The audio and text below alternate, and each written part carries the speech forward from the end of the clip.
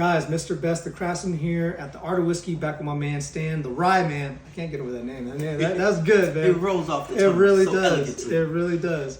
So, Stan, the Rye Man, when did you start valuing? When was the first time you actually valued whiskey? The first time I started to value whiskey is, again, when we went to the blendery. I mean, before we were doing it like this. We would say cheers, and then, and it'd be harsh, and you like, ooh, what did Mark used to do? Is that? Yeah, got me to that. See, got you. That's what we used to do. Yeah. And then they were like, hey, slow down. Take your time. Enjoy it. Yeah. Let it open up. Let the whiskey breathe. And you're like, huh? And then you actually pour a glass. You let it sit for a while. You taste the first one. You let it sit a little bit longer. Yep. And then it gets better. And drinking whiskey, it's not a sprint.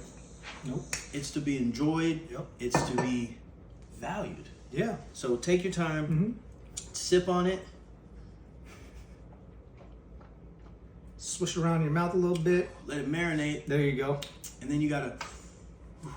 That's a good one. No, that's not bad. Yeah, that's a Is little that good old Buffalo Trace. Little Buffalo Trace. Look at Buffalo Buffalo Trace Trace. coming around. But once I started getting around and started understanding, what whiskey was supposed to do, Yeah. rather than just trying to get drunk Yeah. or get a buzz off of the whiskey, it just became a lot more enjoyable. No, that part. And I'll tell you right now, the first time I valued it is when I first spent $125 for my first bottle of whiskey at the Whiskey Blendery. But then you realize very quickly the quality's there. But let me interrupt you. Go ahead. Because this is a $100 bottle right here. Yeah. That Woodford Reserve.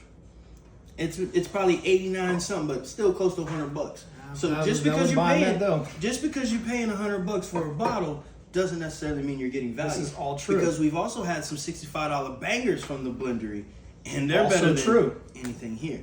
So it's not as much money as you're spending on the bottle; it's the quality of whiskey that's going into the bottle. 100%. I couldn't agree more. And that was going to be my next point, is because even though I spent that, the one thing I did value the most importantly, was the quality of whiskey that we were getting from the blendery.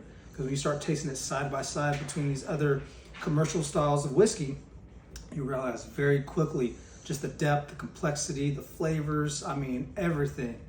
It all was just bar none. So that being said, what do you value about whiskey? And when was the first time you actually found value in whiskey? As always, people, keep it whiskey.